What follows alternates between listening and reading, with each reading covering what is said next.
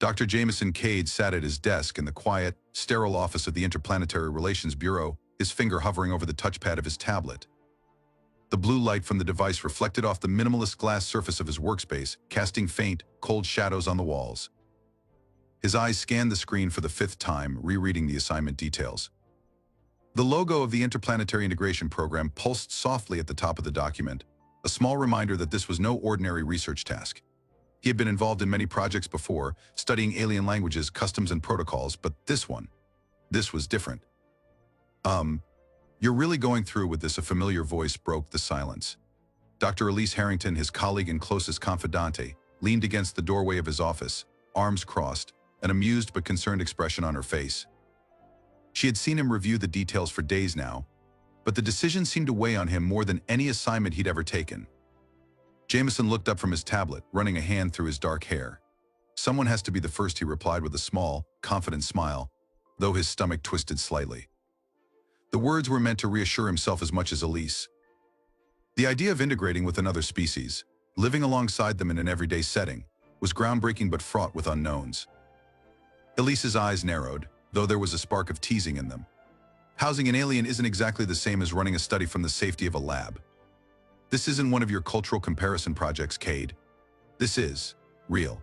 And she's not just any alien. "I know," he answered, his tone growing more serious. "That's exactly why I want to do it. You've read the file on the Lithari, right? Their entire society is based on logic, efficiency, and non-attachment. No family bonds, no emotional relationships." He paused, letting the words sink in, as if trying to convince himself of the challenge's value. They have no concept of love or even personal friendships. It's an opportunity to understand something entirely new. Elise stepped closer, her voice lowering in that way she did when she was half mocking, half genuinely concerned. "You're telling me you're going to live with one of them?" "With Lyra, no less. You've seen the photos, right?" Jameson's breath caught for a moment, thinking back to the image of Lyra he had seen on the briefing file. The holographic projection had displayed her in full form, a tall, elegant figure, her silver skin shimmering under artificial light, her facial features sharp yet delicate, almost human, but with a cold precision that was hard to place. Her eyes, though, were what had drawn him, in eyes that held both immense intelligence and something distant, as though nothing could touch her heart. "Yeah, I've seen them," he muttered, trying to keep his voice level. He had to remain professional, no matter how visually striking Lyra appeared. "But it's not about that. It's about the research. The chance to understand a species that lives so differently from us." Elise tilted her head, studying him, her smirk fading slightly. "So it's just research then? You're not at all curious what it might be like to, live with her?"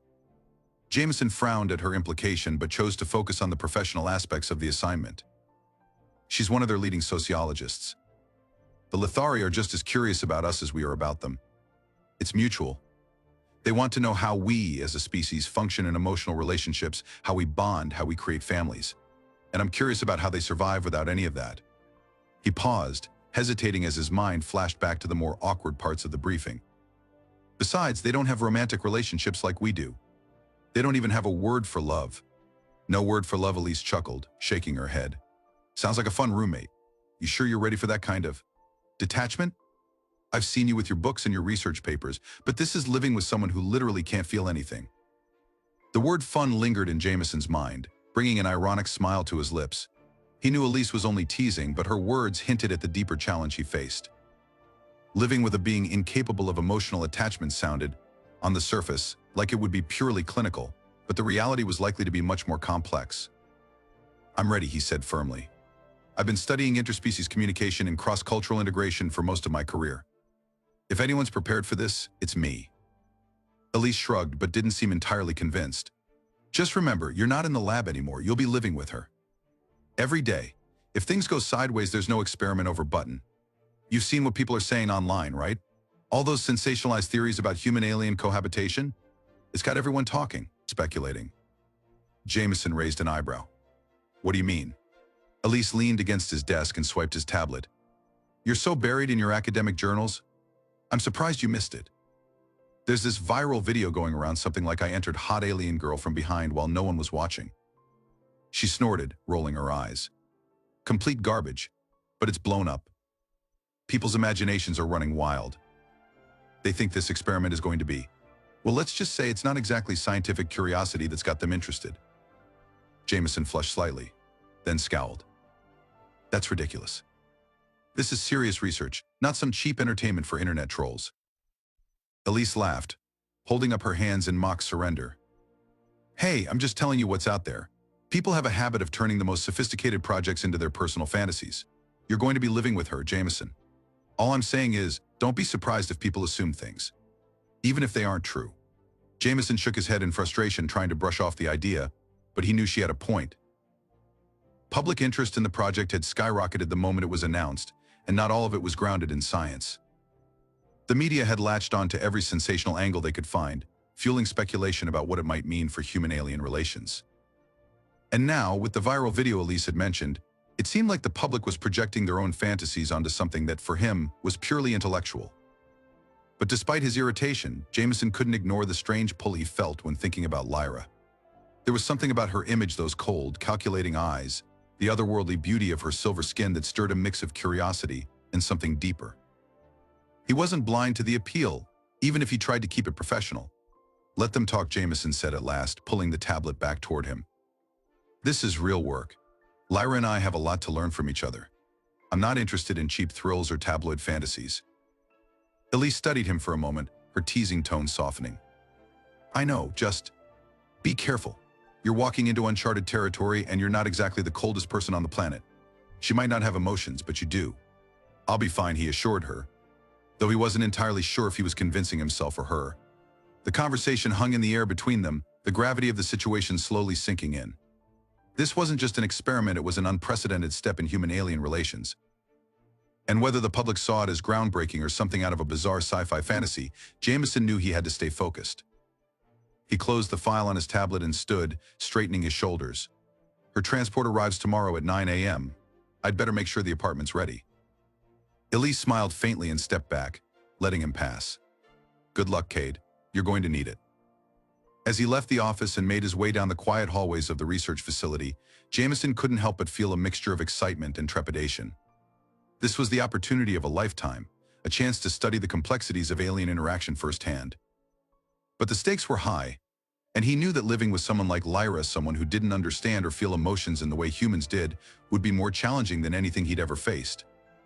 Still, he couldn't shake the feeling that, despite the clinical nature of the assignment, something unexpected lay ahead. Something that might test not just his academic skills, but his understanding of human connection itself. As he stepped out into the cool evening air, Jameson took a deep breath and gazed up at the sky, where the stars flickered like distant, untouchable mysteries. Tomorrow, his life would change in ways he couldn't yet imagine. And somewhere out there, aboard a ship bound for Earth, Lyra was on her way. The morning of Lyra's arrival felt strangely surreal. Dr. Jameson Cade had prepared for this day for weeks, meticulously setting up his apartment to accommodate his new alien roommate. He'd stocked up on a variety of human foods, as well as the specialized Lithari nutrient packets that were delivered in advance. The spare room, which had previously been nothing more than a storage space, was now a minimalistic living area equipped with the tools and resources Lyra would need to continue her research on Earth. Everything was in place, yet the atmosphere was charged with anticipation. As the clock approached 9 a.m., the time when the transport was scheduled to arrive, Jameson found himself pacing nervously. His professional demeanor was at odds with the growing knot in his stomach. It wasn't the fear of the unknown that rattled him. He had faced uncharted territory countless times in his career. It was something about Lyra herself, the way her species had been described, and the unusual challenge of living with someone who fundamentally lacked the very thing that made human interactions so vibrant emotion. The doorbell chimed, startling him out of his thoughts. He quickly wiped his palms on his jeans, took a deep breath, and walked over to the door. This is it, he thought. He pulled the door open, and there she stood, Lyra, in the flesh. No photograph or holographic projection had quite captured the reality of her presence. Lyra was tall, standing at least a few inches above him, her posture impossibly straight and composed. Her skin, a soft metallic silver, seemed to shimmer subtly under the soft morning light. The color was uniform, save for the slight violet tint around her cheekbones and her temples. Her hair, if it could even be called that, flowed down past her shoulders, a sleek, flowing mass that shifted with hues of deep blues and purples, like some ethereal substance halfway between liquid and light. But it was her eyes that captivated Jameson. Large, almond-shaped and glowing faintly, They seemed to contain an infinite depth of intelligence, curiosity, and yet an unsettling coldness. They studied him with a clinical detachment that made Jameson feel, for a moment, like he was the subject of the experiment, not her. "Greetings, Dr. Jameson," Cade Lyra said, her voice perfectly modulated, soft yet with an almost musical quality that no human voice could quite replicate.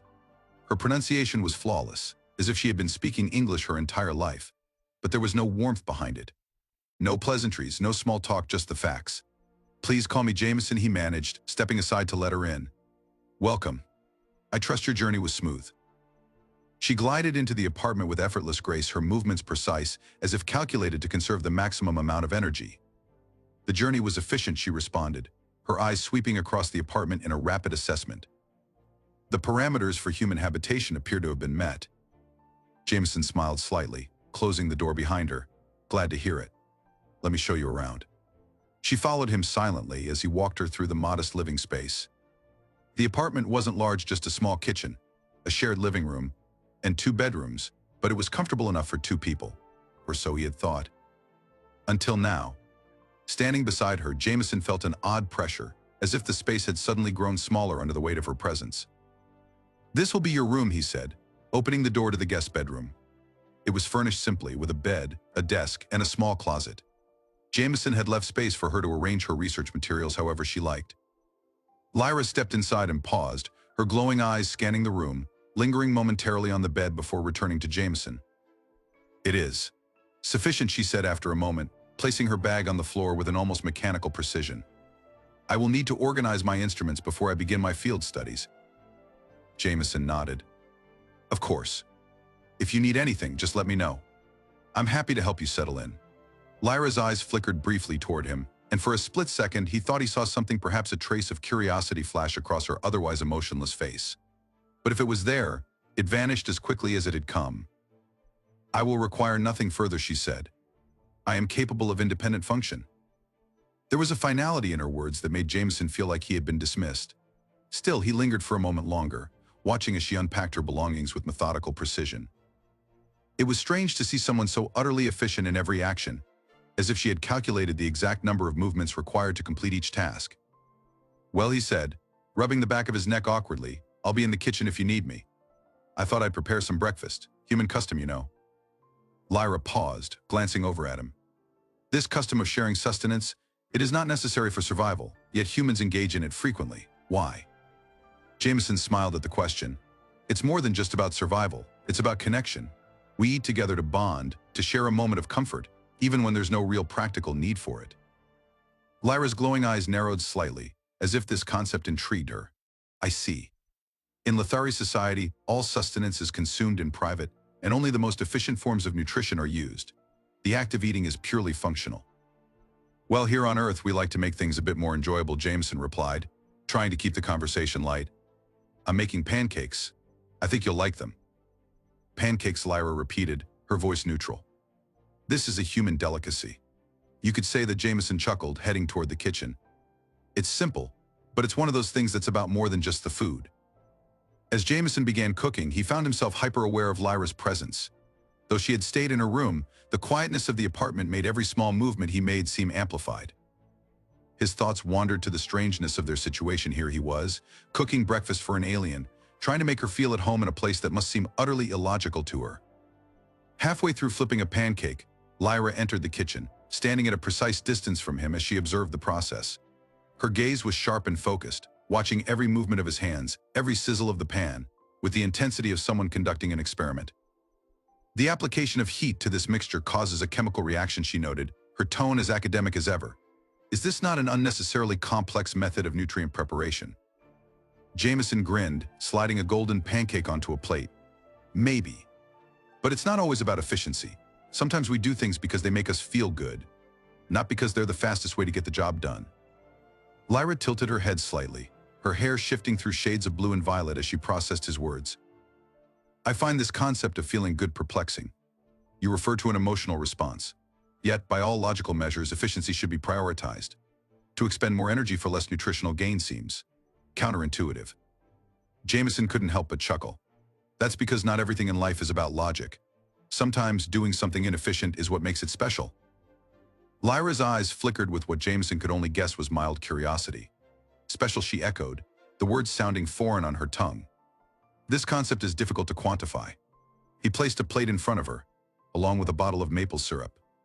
Try it, he said. You might understand better once you experience it for yourself. Lyra picked up the fork with her typical precision and cut a small, geometrically perfect square from the pancake. She examined it briefly before placing it in her mouth. For a moment, her expression remained unchanged, but then something subtle shifted. Her hair, which had been a cool shade of blue, began to shimmer with hints of violet, the colors shifting slowly. The sensory input is unexpected, she said after a pause, her voice as measured as always, but there was a strange softness to it now, a faint flicker of something that resembled emotion. Good unexpected or bad unexpected, Jameson asked, leaning against the counter, watching her closely. I lack sufficient data for comparison, she replied, cutting another piece, her movements a touch less mechanical now. However, the response seems to align with the human concept of enjoyment. Jameson smiled, feeling a small victory in that. See? Not everything has to be efficient to be worth doing. Lyra didn't respond immediately, but her hair continued to shift in subtle patterns of color, as if betraying her inner thoughts. She took another bite, and for the first time, Jameson noticed something new, something almost imperceptible, but unmistakable nonetheless. Lyra was curious, and in that curiosity he saw the first crack in her logical, emotionless exterior. As they finished breakfast, the conversation shifted to more mundane topics: her research schedule, the daily routines they would need to adjust to. But in the back of Jameson's mind, he couldn't shake the feeling that something had shifted between them, something intangible but important. Lyra might not have understood human emotions yet, but she was beginning to feel the weight of them. The days following Lyra's arrival settled into a quiet routine. Dr. Jameson and Kate had hoped to ease into the experiment, allowing both of them to adjust to living together. But Lyra was a far more complex presence than he had anticipated. Despite her outward calm and the clinical precision with which she went about her daily tasks, Jameson couldn't shake the feeling that beneath her composed exterior, something was stirring. And if he was honest with himself, he couldn't help but feel a growing curiosity about her, not just as a scientist, but on a deeply human level. Lyra spent most of her days at the Interplanetary Integration Program's Research Center, where she observed and cataloged various human behaviors, from family dynamics to societal rituals. When she returned to the apartment in the evenings, she would immediately retreat to her room, where she would continue working on her reports, her focus unwavering. Jameson had expected this. The Lithari's dedication to their studies was well documented. What he hadn't expected was the strange pull he felt every time she entered the room, as if some part of him was constantly aware of her, even when she wasn't speaking or interacting with him directly. One evening, a week into their arrangement, Jameson decided to break the pattern of polite distance that had settled between them. He had noticed that, despite her meticulous adherence to routine, Lyra had started lingering just a little longer in the kitchen when he cooked, watching with that intense, almost mechanical gaze. There was something behind those glowing eyes that intrigued him, something that hinted at more than just intellectual curiosity. And if there was one thing Jameson knew from his years of cross-cultural research, it was that curiosity was the bridge to connection. He found her sitting at the small table in the living room that evening, surrounded by her holographic projections. She was reviewing footage from her studies, scenes of human social interactions, family dinners, and what looked like a romantic date between a couple in a restaurant. The soft glow of the projections bathed her silver skin in hues of blue and purple, matching the ethereal color shifts in her hair. She looked otherworldly, and for a moment Jameson just stood there, watching her. Finally, he cleared his throat. Mind if I join you? Lyra looked up, her large eyes focusing on him with the same detached intensity as always. Of course. This is a shared living space, she said matter-of-factly, though she made no effort to hide her surprise at his request. Jameson pulled up a chair across from her, glancing at the holograms flickering around her. What are you studying tonight? I am reviewing human bonding rituals, Lyra replied, her tone neutral. She gestured to one of the holograms, which showed a couple sharing a quiet meal, their hands occasionally touching across the table. This ritual, commonly referred to as a date, appears to involve the exchange of food, prolonged eye contact, and physical proximity. It serves no immediate biological function, and yet it is a central component of human courtship. Jameson smiled, leaning back in his chair. It's not just about biology. Dates are a way for humans to connect emotionally, to see if there's compatibility beyond just physical attraction. Lyra's eyes narrowed slightly, as if trying to comprehend the concept. Compatibility based on emotional responses rather than genetic factors, she mused. I find this highly inefficient. On Lithari, partnerships are arranged based on scientific compatibility, genetic, intellectual, and social standing. The process is direct and takes no longer than necessary. There is no need for prolonged emotional interactions. Jameson laughed softly, shaking his head. I guess that's one way to do it. But for us, the emotional connection is just as important as the physical or intellectual one. We want to know the person we're with, to feel a bond that goes beyond just logic or necessity. Lyra tilted her head, her glowing eyes studying him closely. And how do you quantify this bond? You don't, he said, his smile softening. That's the thing: love, connection, trust. They're not things you can measure or analyze. They're something you feel. For a moment, Lyra was silent, her gaze distant as she processed his words. Her hair shifted slightly, a faint ripple of purple and blue that seemed to reflect her internal contemplation. Then she spoke again, her voice quieter this time, almost thoughtful. Feelings are difficult to understand. On Lithari, we have trained ourselves to suppress such responses. They are seen as distractions, disruptions to logical thinking. But you're curious about them, aren't you? Jameson asked gently, leaning forward slightly. You're here to study us, to learn about human behavior. But it seems like you're more interested in how we feel, in the emotions behind our actions. Lyra didn't answer immediately. Instead, she turned her attention back to the hologram, her eyes following the couple as they shared a quiet moment, their hands entwined across the table. Her hair, which had remained a steady silver for most of their conversation, now shimmered with faint streaks of green, a color Jameson was beginning to recognize as her signal for curiosity. I have observed these interactions, she said slowly, her voice carrying a note of something almost fragile, but I do not understand them. Emotions seem to complicate relationships, to introduce variables that cannot be predicted or controlled. And yet, she hesitated, her eyes flickering toward him. There is something compelling about them. Jameson smiled, feeling the first real connection form between them, fragile but tangible. That's because emotions make us human. They're messy and unpredictable, sure, but they also bring depth to our lives. Without them, we'd be living in a purely mechanical world, where every action is based on logic alone. Lyra's gaze lingered on him for a moment longer before she turned back to the hologram. The couple was now laughing together, the woman's hand resting lightly on the man's arm. There was something in the way their eyes met, a shared understanding that transcended words. Lyra's hair rippled again, this time with a faint trace of purple, and Jameson knew she was starting to feel the weight of what she was observing. Would you like to try it? He asked suddenly, the words slipping out before he could stop them. Lyra blinked, her eyes widening slightly. Try what? A date, Jameson clarified, feeling his heart race a little. For research purposes, of course. You could observe the process firsthand, experience it as a human would. It might help you understand emotions better. For the first time since they had met, Lyra seemed genuinely surprised. Her hair shifted through a series of colors: blue, green, and something faintly resembling pink before settling into a deep, shimmering violet. She was silent for a long moment, clearly processing his offer. Jameson could almost hear the gears turning in her mind, the way she weighed every word, every possibility. Finally, she spoke, her voice careful but intrigued. That would be an interesting field study. Jameson smiled, trying to suppress the nervousness that bubbled up inside him. Great. Tomorrow evening, then? I'll make dinner, and we can go through the whole process. It'll be an experiment. Lyra nodded slowly, her eyes still reflecting that cold, calculating logic, but there was something new there too, a spark of curiosity, perhaps even anticipation. Very well, she said, her voice formal as always. I will prepare observation protocols. Jameson grinned, unable to hide his excitement.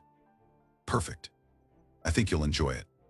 As she returned to her work, her holographic projections flickering back to life, Jameson stood and made his way to the kitchen, his mind racing with the possibilities of what tomorrow might bring.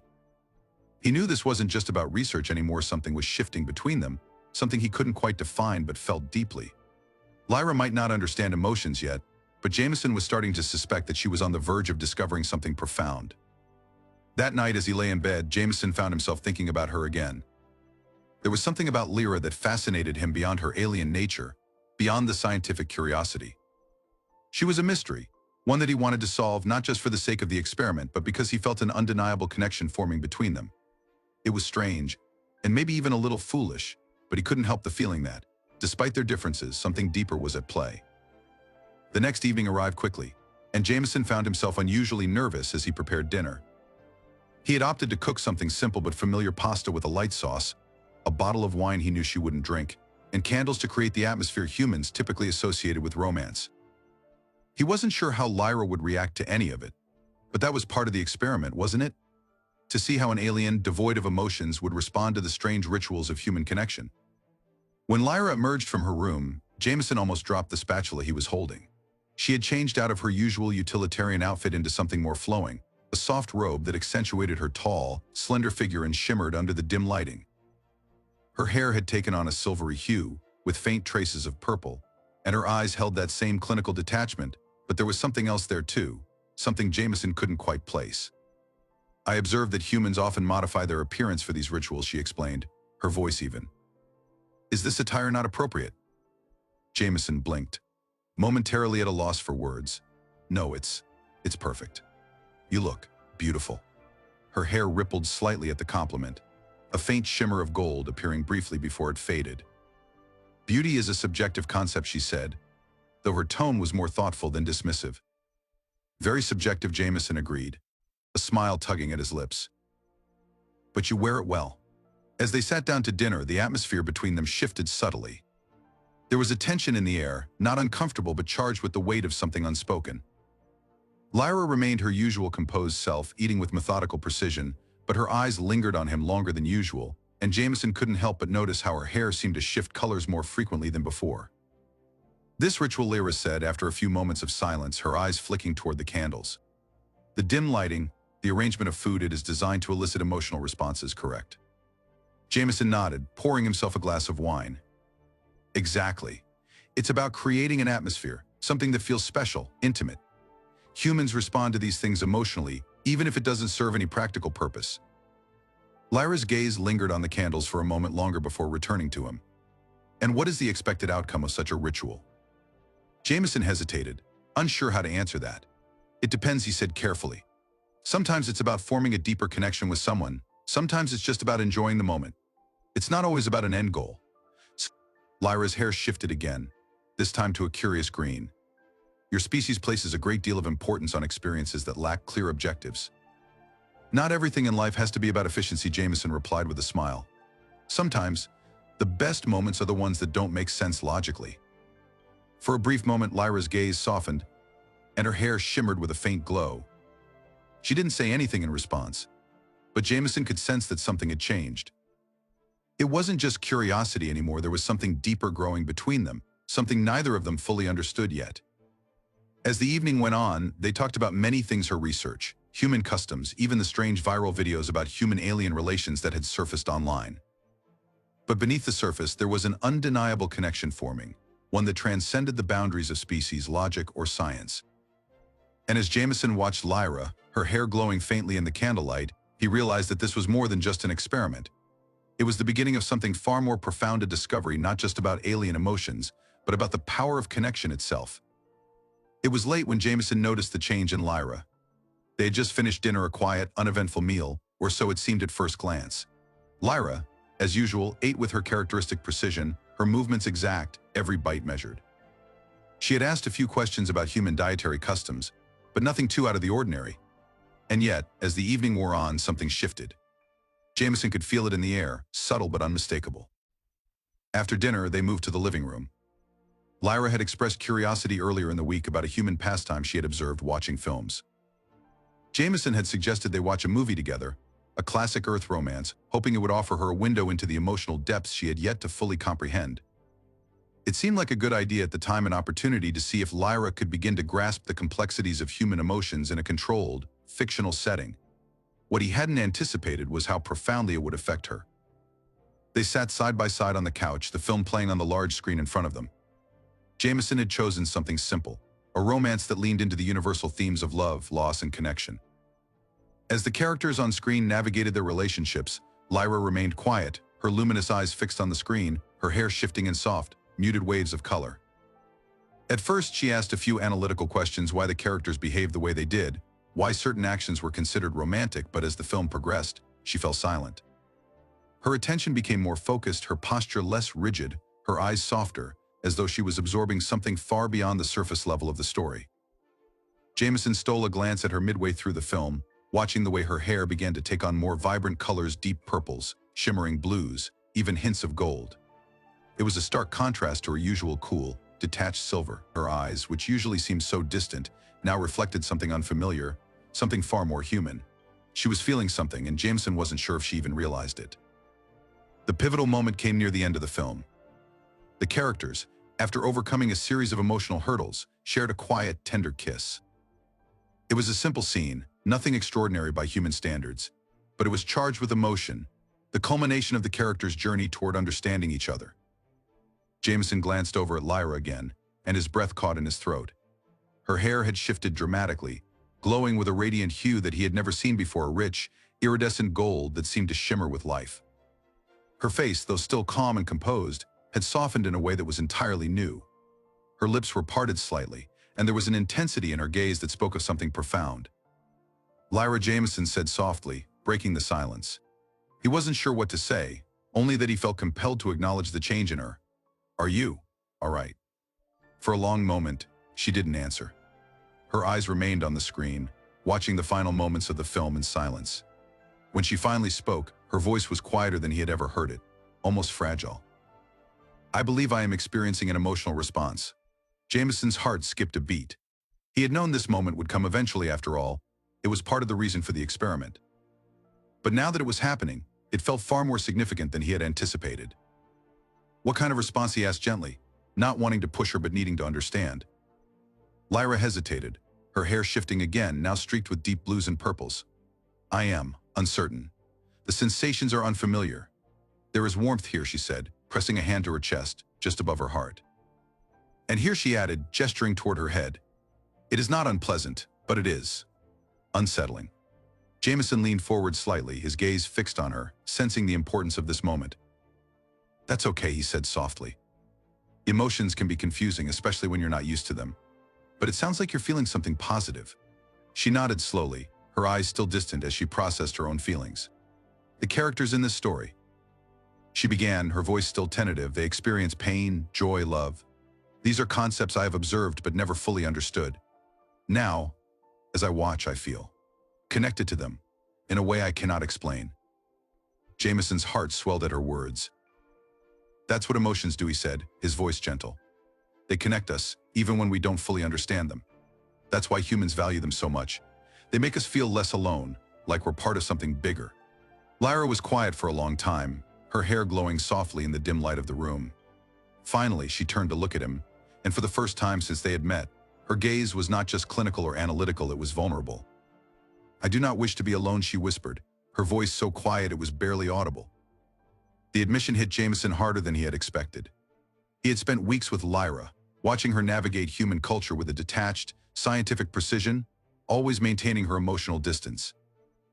And yet, in this moment, she had opened up in a way that was both startling and deeply moving. "You're not alone," he said softly, his eyes locked on hers. "You don't have to be." Lyra blinked, her glowing eyes reflecting a mix of confusion and relief.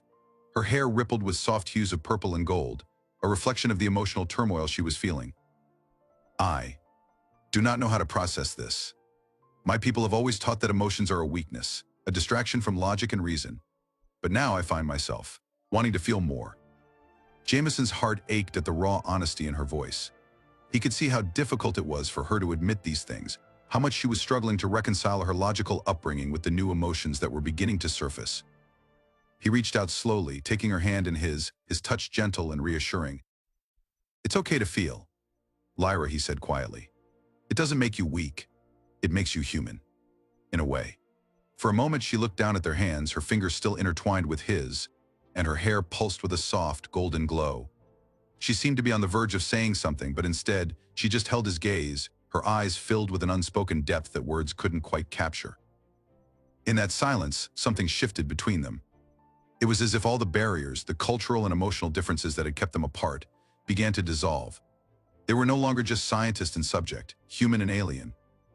They were two beings, connected by something far deeper than logic or science could ever explain. Lyra's hand tightened around his, and for the first time, Jameson saw a hint of a smile tug at the corners of her lips, small, tentative, but real. It was a fragile moment, but it was also the beginning of something new, something more than either of them had expected. And in that moment, Jameson realized that this wasn't just about research anymore. It never had been. This was about connection, a connection that transcended the boundaries of species, of logic, of anything that could be explained or measured. And as Lyra sat beside him, her hair glowing softly in the dim light, he knew that she was beginning to understand that too. The fragile connection that had begun to blossom between Jameson and Lyra deepened over the next few weeks. Each day brought new discoveries for Lyra, as she navigated through a world of emotions she had never known before. Her curiosity seemed insatiable now, not just about human culture, but about her own evolving feelings. Jameson watched in awe as she grew more open, more expressive, her once rigid logic softening in ways that were both unexpected and beautiful.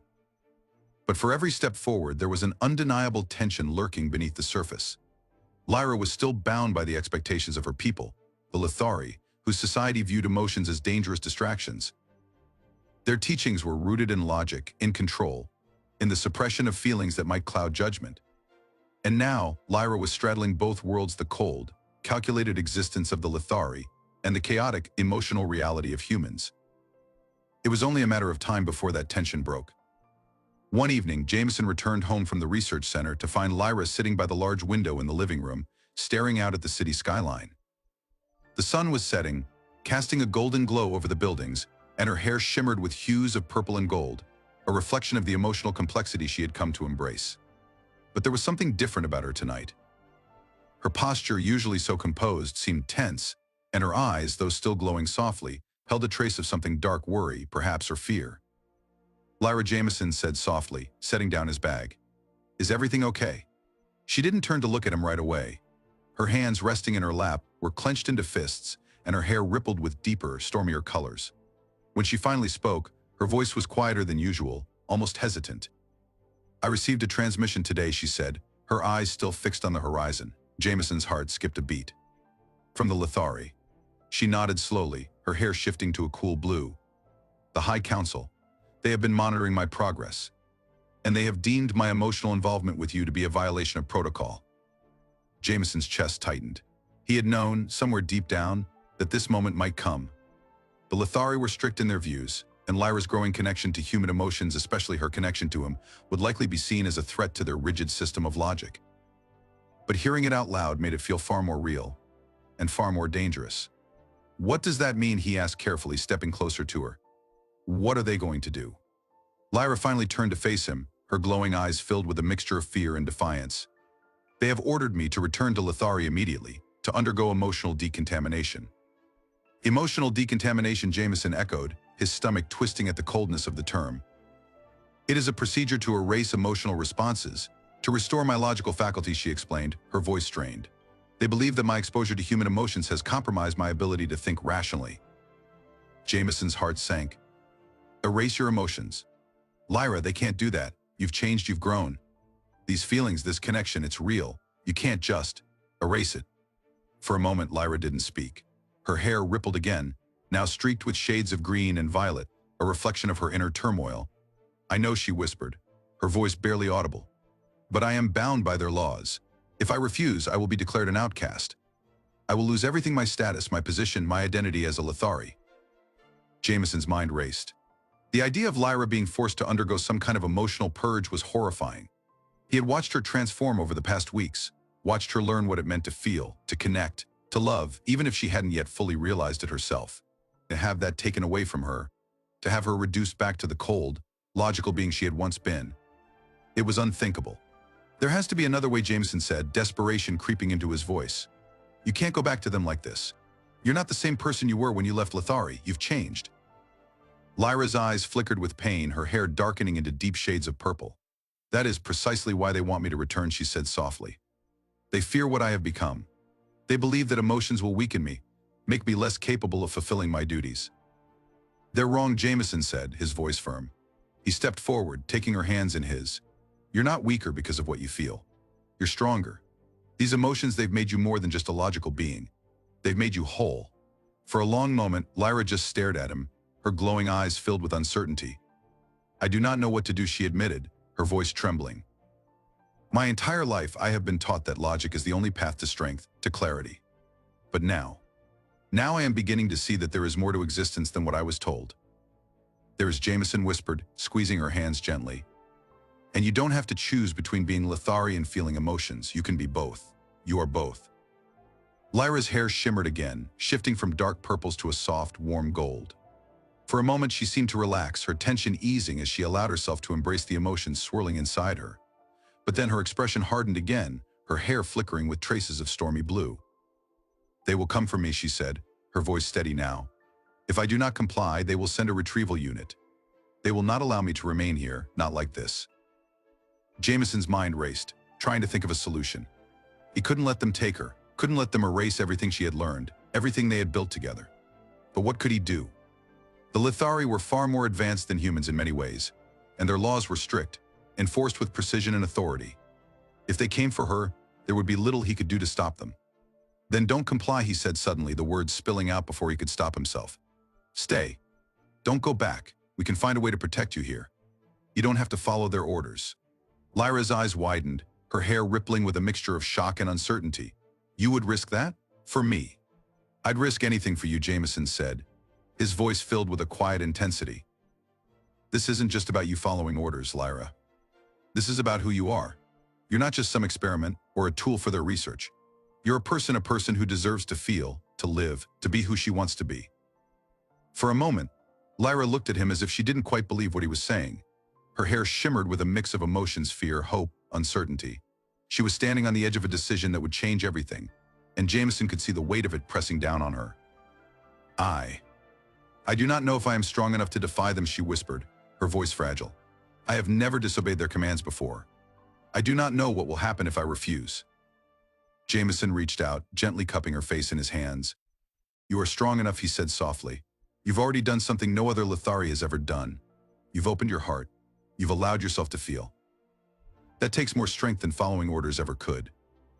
Tears welled in Lyra's eyes, something he had never seen from her before, and her hair shifted into a soft, golden glow, filled with warmth and emotion. "I do not want to lose this," she whispered, her voice trembling. "I do not want to lose you." "Then stay," Jameson said, his voice filled with quiet urgency. "Stay with me. We'll figure it out together." For a long, agonizing moment, Lyra didn't speak. Her eyes were filled with tears, her hair swirling with a kaleidoscope of colors: conflict, fear, love. And then, finally, she nodded, her voice barely audible. "I will stay," she whispered. Jameson pulled her into his arms, holding her tightly as the weight of her decision settled over them both. They didn't know what the future would bring, or how they would face the challenges that lay ahead. But in that moment, none of it mattered. All that mattered was that Lyra had chosen to stay. The night after Lyra made her choice to stay with Jameson, the atmosphere in their apartment was charged with both relief and an undercurrent of tension. The decision had been made, but the consequences were yet to unfold. The Lithari High Council would not take her defiance lightly, and both of them knew that her refusal to return would provoke a swift and calculated response. Yet, for now they had each other, and that was enough. The days that followed were a delicate dance between moments of tenderness and the looming reality of what Lyra's decision meant. She seemed lighter in some ways, as if a weight had been lifted from her. For the first time since she had arrived on Earth, she allowed herself to fully embrace her emotions. Her once stern expressions softened, and her hair, always a reflection of her internal state, was more vibrant and alive, shifting through colors that mirrored the depth of her feelings. She smiled more often now, though it was still a tentative gesture, as if she was learning how to express the joy that had long been suppressed. Jameson, for his part, found himself more deeply entwined with her than ever. He marveled at the changes in her, the way she was opening up, not just to the concept of human emotion, but to him. Every small touch, every glance, held new meaning. Their connection, once rooted in curiosity and the boundaries of scientific study, had blossomed into something neither of them could have anticipated, something undeniably real and personal. One evening, as they sat together on the couch, Lyra's head resting on Jameson's shoulder, her hair glowing softly in shades of warm gold and lavender, he spoke the question that had been on his mind for days. "What do we do now?" Lyra shifted slightly, lifting her head to look at him. Her glowing eyes, once filled with cold, detached logic, now held a flicker of uncertainty, but also determination. "We wait for their response," she said softly. "But we prepare." Jameson nodded. "Do you think they'll send someone? Or will they just try to force you to come back?" Lyra hesitated, her hair rippling with shades of blue and violet. "The High Council will not simply let this go. They will attempt to retrieve me by force if necessary. I am an asset to them, a tool they have invested in for many cycles. They will not allow me to remain here, emotionally compromised." Her words sent a chill through Jameson, but he refused to let the fear take hold. "And what will you do if they come? Will you fight them?" For a moment, Lyra didn't answer. She seemed to be weighing her options, her glowing eyes distant, her expression contemplative. Then, slowly, she shook her head. "I do not wish to fight them," she said quietly. "They are my people. I have served them my entire life. But I cannot go back to being what I was. I cannot unlearn what I have discovered here." Jameson reached out, taking her hand in his. "You won't have to," he said firmly. "We'll find a way to protect you. We'll reach out to the Interplanetary Relations Bureau. They'll understand. This is bigger than just you and me. It's about the relationship between our worlds." Lyra's eyes flickered with something close to hope. "Do you really believe they will intervene on my behalf? Humans and Lithari have always maintained a careful distance in their interactions. This, what we have, it is unprecedented." Jameson nodded, his grip tightening on her hand. "It's unprecedented, sure. But that's why it's so important. You've proven that the Lithari aren't as different from us as we thought. You're not just a tool or a resource they need to understand that emotions aren't a weakness. They're a strength." Lyra's hair shimmered with soft gold as she absorbed his words. "You have changed my perspective, Jameson," she whispered. "When I first arrived here, I believed emotions were inefficient distractions, something to be controlled or eliminated. Now I see that they are essential. They give meaning to our experiences, they drive us to connect, to protect, to love." Jameson's heart swelled at her admission. "I'm glad you see that," he said softly, leaning closer. "And I'm glad you're here with me." Their kiss was slow, tender, filled with the quiet understanding that had grown between them over the past weeks. In that moment, all the uncertainty about the future faded, leaving only the warmth of their connection. It was a fragile piece, but it was theirs. The first sign of the High Council's response came a week later. Jameson was at the research center when the alert came through an official notification from the Interplanetary Relations Bureau. Lyra's presence on Earth had been flagged as a potential diplomatic incident. A Lithari retrieval unit was en route to Earth, scheduled to arrive within days. The message was clear: the High Council was coming for her. Jameson's hands trembled as he read the message on his tablet. His mind raced, trying to formulate a plan, but there was little time. He knew they would need help, official protection from the Bureau, or possibly even Earth's government. The Lithari couldn't simply come and take her without causing an interplanetary rift. When he returned home that evening, Lyra was waiting for him. She had sensed the shift in the air, the quiet tension that hung between them. "They're coming, aren't they?" she asked, her voice calm but with a hint of sadness. Jameson nodded, handing her the tablet. "We don't have much time. We need to reach out to the Bureau. They can help. We can't let them take you." Lyra read the message in silence, her hair glowing faintly in shades of silver and blue. When she looked up, her expression was thoughtful. "I will not allow them to erase what I have become," she said softly. "But I also do not wish to provoke a conflict between our worlds." Jameson shook his head. "This isn't just about them coming to get you. It's about what you represent now. You're the first Lithari to truly embrace human emotions, to live among us and understand us. If they take you back and erase everything, they're not just taking you, they're destroying everything we've built." Lyra's eyes softened, and she reached out to touch his face, her hand warm against his skin. "You have shown me a different way of being, Jameson. I will not lose that, no matter what happens." Jameson swallowed hard, his emotions rising to the surface. "I won't let them take you," he promised, his voice thick with determination. "We'll find a way. We'll fight this together." The following days were a whirlwind of meetings, calls, and negotiations. Jameson and Lyra met with representatives from the Interplanetary Relations Bureau, presenting their case for why she should be allowed to remain on Earth. It wasn't easy. There were political tensions to navigate, concerns about violating the agreements between Earth and the Lithari. But slowly, they began to gain support. The Bureau agreed to intervene, offering Lyra temporary asylum while they negotiated with the Lithari High Council. It was a small victory, but it gave them hope. For now, Lyra was safe. The retrieval unit, upon arriving, was informed that Earth would not comply with the High Council's demands without further diplomatic discussions. The days stretched into weeks, and the tension began to ease. Lyra's presence on Earth became a symbol of the potential for deeper cooperation between the two species. Her story spread, and people began to see her not as an alien outsider, but as a bridge between their worlds, a living testament to the power of connection. For Jameson and Lyra, the future remained uncertain, but they faced it together. The love they had found in one another had transformed not only their lives, but the relationship between Earth and the Lithari. And as they stood on the balcony of their apartment, watching the sunset paint the sky in shades of pink and gold, Lyra's hair shimmering in harmony with the colors around her. They knew that whatever challenges lay ahead, they would face them as one. In the quiet of that moment, Lyra turned to Jameson, her eyes glowing softly, her voice filled with a new kind of certainty. "No matter what happens, I choose this," she whispered. "I choose us." Jameson smiled, pulling her close. "I choose us too." And together, they watched as the future stretched out before them, full of possibilities they hadn't dared to imagine just a few short months ago.